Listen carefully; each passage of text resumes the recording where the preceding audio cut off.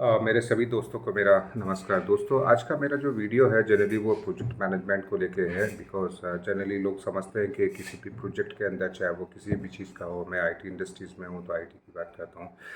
But आप किसी भी सेक्टर में देखें, चाहे सिविल में जाएँ, चाहे एविएशन में जाएँ, ऑटोमोबाइल्स पे जाएँ, जो प्रोजेक्ट मैनेजर होता है उसमें बहुत सारे रोल्स होते हैं, बहुत सारे ऐसे उनकी रोल्स एंड रिस्पॉन्सिबिलिटीज़ होगी। तो मैं आज कुछ हद तक प्रोजेक्ट मैनेजमेंट में किस तरीके के वेरियस रोल्स हैं, और जो मैं मोस्टली बोलता रहता हूँ कि अगर किसी भी चीज़ में आपको जाना है तो थोड़ा सा स्पेशलाइज जाना होगा, आपको थोड़ा सा इन डेप्थ जाना होगा। बिकॉज आप सोचेंगे कि सिर्फ आपको एक जावा का बेसिक कॉन्सेप्ट या प्रोजेक्ट मैनेजमेंट का बेसिक कॉन्सेप्ट अगर आ गया है और आप सोचें कि उसी में आपको जॉब मिल जाएगा, बिकॉज वो पॉसिबल नहीं है। बिकॉज जब भी आपका इंटरव्यू होता है तो जो इंटरव्यूअर होता है वो बहुत डिटेल में जाता है, बहुत ज़्यादा स्पेसिफिक देखता है कि उसका पर्टिकुलर रिक्वायरमेंट क्या है। तो इंटरव्यू से रिलेटेड मैंने बहुत सारे ऐसे वीडियोस बनाए हैं, आप हो सकता है उनको देख सकते हैं। क्योंकि कोई भी इंटरव्यू में मैं हमेशा बोलता हूँ कि जब भी किसी इंटरव्यू में जाएँ उसका जेडी प्रॉपर पढ़ें।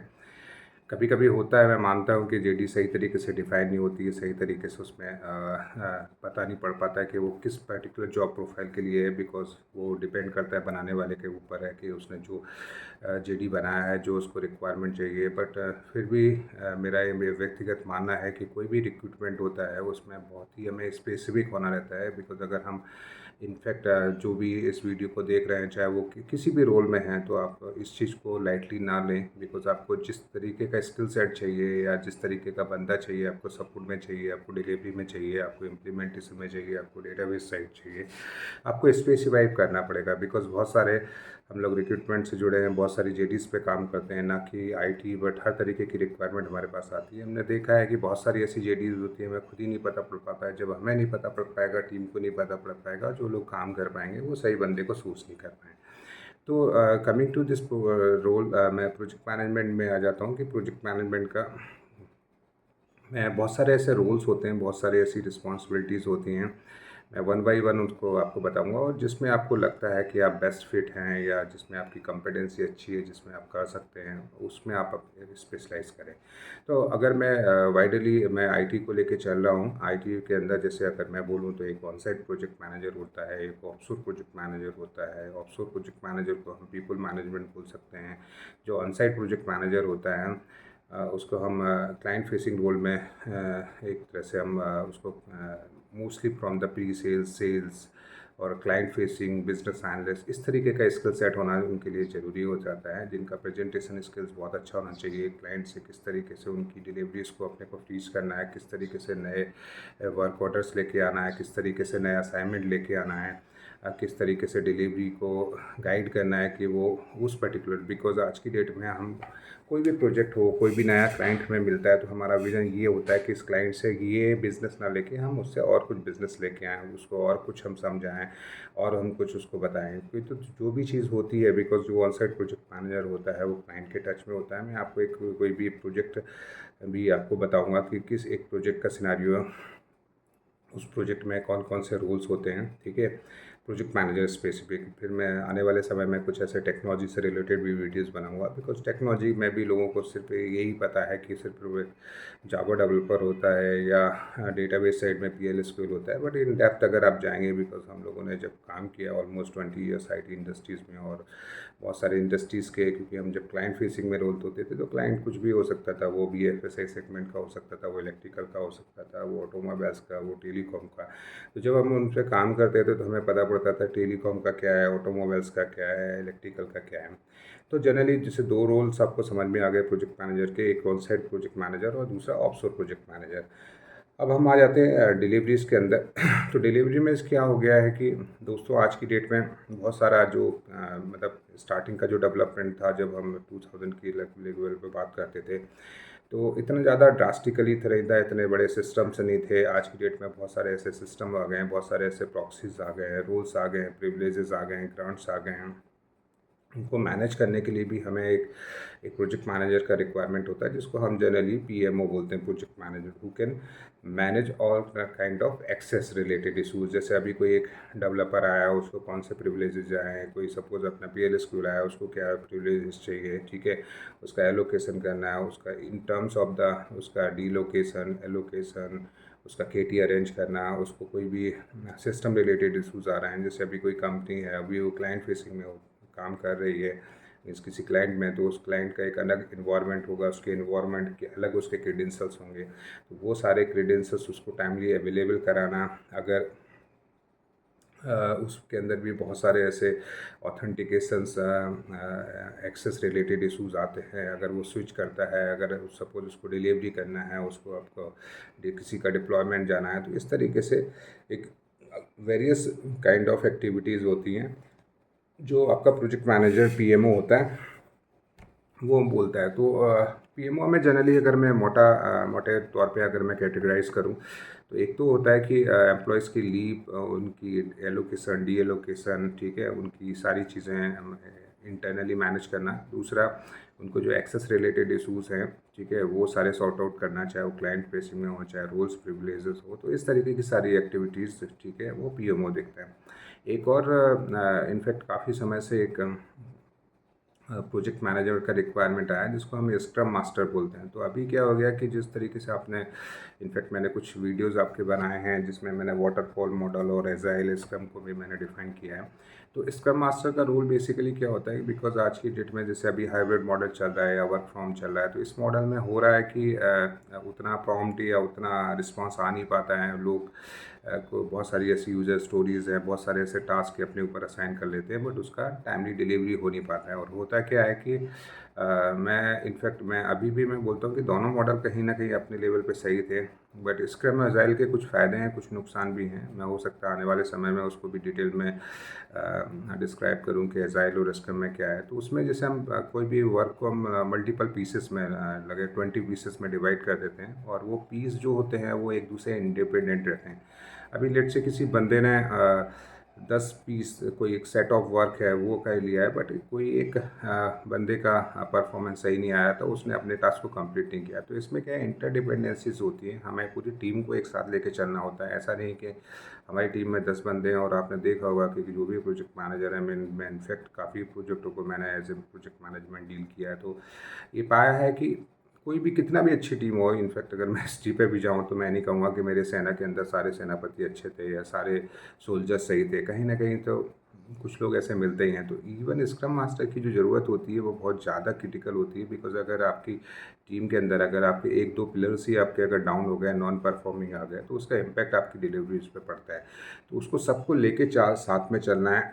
बहुत सारे लोग होते हैं जो इवन सही तरीके से बताते नहीं हैं, प्रॉपर कम्युनिकेशन नहीं देते हैं, मीन्स नॉलेज को शेयर नहीं करते हैं, कि लास्ट मोमेंट पे बोलते हैं कि नहीं हुआ है या अभी इसमें इशूज़ आ रहे हैं। तो स्क्रम मास्टर का जो रोल होता है वो डेली स्क्रम कॉल लेना, डेली पता करना, इवन जब एम्प्लॉय बताते हैं अपने अपने डेली स्टेटस को, तो उसको समझना कि वाकई ये इसने कंप्लीट किया है, नहीं किया है, या इसका क्या क्रिटिकल है। मीन्स अगर इसने नहीं किया तो इसकी कहाँ कहाँ से डिपेंडेंसी से कौन कौन सी ऐसी यूज़र स्टोरीज होंगी, इससे इम्पैक्टेड होगा।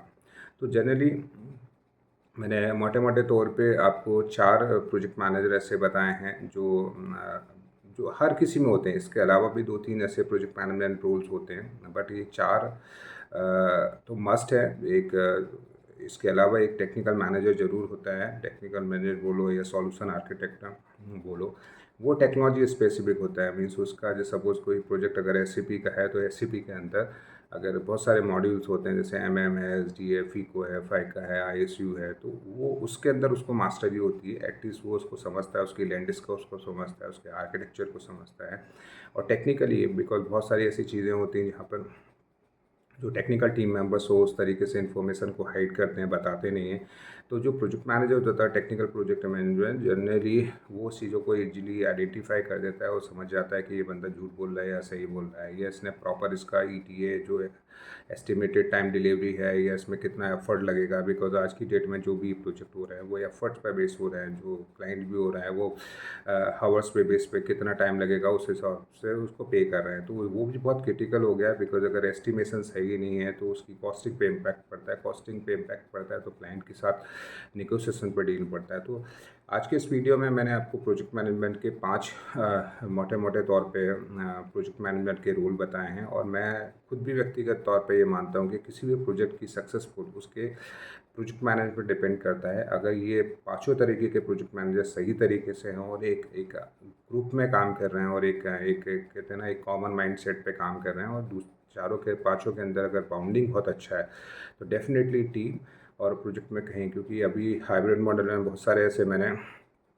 वर्क फ्रॉम पे ऐसे प्रोजेक्ट देखे हैं जिसमें इतनी बड़ी बड़ी टीम उन्होंने इन्वॉल्व कर दी, इतने सारे मैनेजर्स अपॉइंट कर दिए, बट सही तरीके से उसको उन्होंने मैनेज नहीं किया। तो 4 प्रोजेक्ट मैनेजमेंट में ऑफशोर प्रोजेक्ट मैनेजमेंट, जिसमें आपका पीपल मैनेजमेंट, पूरा ऑफशोर की जो टीम है उसको टास्क असाइनमेंट, उसको सारा कुछ मैनेज करना है ऑफशोर पे। ऑन साइट प्रोजेक्ट मैनेजर, जैसे मैंने बोला है, वो क्लाइंट फेसिंग रोल में क्लाइंट से नया वर्क लेके आना है, उसको डिलीवरीज देना, उसको नेगोशिएट करना, वीकली उसको अपडेट करना, वो सारा क्लाइंट रिलेशन उसको वीकली डेक बनाना, वो उसका रिस्पॉन्सिबिलिटीज होता है। Third one is a PMO project management, जितने भी एक्सेस रोल्स प्रिविलेजेस, चाहे वो लीव्स के इशूज़ हों, चाहे कोई भी एलोकेशन डी एलोकेशन, नए बंदे को हायरिंग करना हो या नया रिक्रूटमेंट करना हो, नई रिक्वायरमेंट आई उसकी जेडीज प्रिपेयर करवाना हो, टाइमली उस पर बंदे की ऑनबोर्डिंग करना हो, वो सारा प्रोजेक्ट मैनेज पीएमओ का काम रहता है। Third one is a PMO. Fourth one is a scrum master. सारे प्रोजेक्ट जैसे मैंने बोला कि एजाइल में है, इवन वाटरफॉल मॉडल में भी अपने को ये मैनेज करना पड़ता है कि प्रॉपर रिक्वायरमेंट हुआ है, प्रॉपर डिज़ाइन हुआ है कि नहीं हुआ है, प्रॉपर डेवलपमेंट हो रहा है कि नहीं हो रहा है, टेस्टिंग, तो उसमें चाहे हम एजाइल या स्क्रम मास्टर बोलते हैं। And the last one is a more critical technology, जो जिस साइज़ का प्रोजेक्ट है, अगर वो जावा पे है, डॉट नेट पे है, तो उसी टेक्नोलॉजीज़ का एक प्रोजेक्ट मैनेजमेंट। तो दोस्तों, कुछ हद तक मैंने प्रोजेक्ट मैनेजमेंट के बहुत सारे रूल्स और मैंने बताया है। तो आप जब भी किसी इंटरव्यू में जाएं, आप सबसे पहले ये डिसाइड करें, आप ऐसा नहीं कि नहीं प्रोजेक्ट मैनेजमेंट का रिक्वायरमेंट है तो आप चले गए। अगर उनका रिक्वायरमेंट है कि उनको टेक्नोलॉजी स्पेसिफिक चाहिए, ऐसा बंदा चाहिए जिसको उनकी पर्टिकुलर, तो सबसे पहले उस प्रोजेक्ट की टेक्नोलॉजीज आप देखें। अगर आपको लगता है कि उस टेक्नोलॉजी में आपका अंडरस्टैंडिंग है और उनको भी एक टेक्निकल प्रोजेक्ट मैनेजमेंट चाहिए, तो आप उसमें जाएंगे। अगर उनको लगता है कि आपको किसी प्रोजेक्ट मैनेजर में उनको स्क्रम मास्टर चाहिए, एजाइल का चाहिए, तो आप आपकी अगर अंदर वो कंपेटेंसी है या आपको उसका नॉलेज है तो आप उसमें चाहिए। तो डिपेंड अपॉन, अगर उनको सेल्स, प्री सेल्स या बिजनेस एनालिस्ट से रिलेटेड या ऑन साइट प्रोजेक्ट मैनेजर चाहिए, तो आपको उस तरीके के रोल में। तो आप किसी भी इंटरव्यू में जाने से पहले, जो मैंने बोला है कि आप जेडीज को सबसे पहले देखें। रहा सवाल मेरा एक प्रोजेक्ट का, तो मैं जैसे बता देता हूँ। सपोज़ कोई भी सपोज़ यूएस की कोई कंपनी है, यूके की कोई कंपनी है, सपोज़ सदर्न वाटर है, अगर यूके की कंपनी, तो उसका एक ऑन साइट प्रोजेक्ट मैनेजर होगा जो सदर्न वाटर यूके में रहेगा, और वहाँ से उसको क्लाइंट को प्रॉपर डिलीवरीज देना है, उसको उसके साथ बात करना है, उसको वीकली डेक देना है, वो सारा संभालेगा। एक ऑफशोर की जो टीम, इंडिया के अंदर टीम होगी, सपोज अगर वो टीसीएस का प्रोजेक्ट है तो टीसीएस की जो पूरी टीम होगी ऑफशोर में, जिसमें बहुत सारे टेक्निकल डेवलपर्स होंगे, फंक्शनल कंसल्टेंट होंगे, उसमें बहुत सारे ऐसे सपोर्ट के बंदे होंगे, बहुत सारे इम्प्लीमेंटेशन के होंगे, डेटाबेस साइड के होंगे, डिप्लॉयमेंट साइड के होंगे, पूरी एक टीम होती है 20-25 लोगों की। मैं प्रोजेक्ट का स्ट्रक्चर भी आने वाले समय में कुछ वीडियोस बनाऊंगा जिसमें मैं आपको बताऊंगा।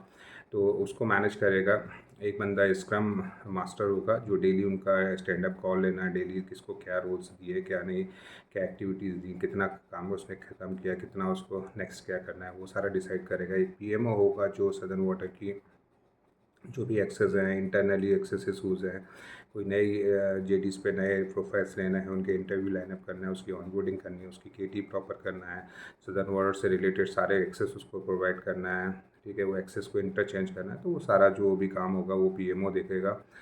एक जो आपका टेक्निकल मैनेजर होगा, वो टेक्नोलॉजी स्पेसिफिक होगा। सपोज सदर्न वाटर में अगर हम जावा से कुछ ऐप्स उसको बना के दे रहे हैं या कुछ एप्लीकेशन दे रहे हैं, तो जावा के अंदर कौन कौन सा है, उसका डिप्लॉयमेंट क्या है, उसकी इंटर डिपेंडेंसीज क्या है, वो सारी उसको पता होनी चाहिए। तो उस तरीके से होगा। तो मैंने ये प्रोजेक्ट स्पेसिफिक आपको ये सारी चीज़ें आपको मैं बताती हूँ। आई होप कि आपको सारी चीज़ें क्लियर हो गई। आपको अगर लगता है कि इसके बाद भी आपको बहुत सारे कोई डाउट है प्रोजेक्ट मैनेजमेंट के रूल के लेके, या आपको लगता है कि अदर देन आईटी आपको अगर और कोई सिविल हो, चाहे वीएफएसआई हो, किसी भी सेक्टर्स के अंदर अगर आपको प्रोजेक्ट मैनेजमेंट को, तो आप मेरे कमेंट बॉक्सन में जाकर आप लाइक करो। मैं डेफिनेटली उस पर स्टडी करूँगा एंड उसमें वीडियो बना के ज़रूर उसमें अपलोड करूँगा। और मुझसे जुड़े रहने के लिए, बिकॉज़ मैं इसमें काफ़ी एफ़र्ट्स पुट कर रहा हूँ, तो जस्ट टू एप्रिशिएट। और आप अगर आपके परिचित में कोई भी ऐसा है जो इस पर्टिकुलर रोल्स में, प्रोजेक्ट मैनेजमेंट रोल्स में देख रहा है या जॉब ढूँढ रहा है, तो ये वीडियोज़ को आपको होपफुली उनको ये अच्छा लगेगा या उनको इसमें काफ़ी कुछ हेल्प मिलेगी। और मुझसे जुड़े रहने के लिए, मेरे चैनल को लाइक एंड सब्सक्राइब करने के लिए आप सभी लोगों का धन्यवाद। जय हिंद, जय भारत।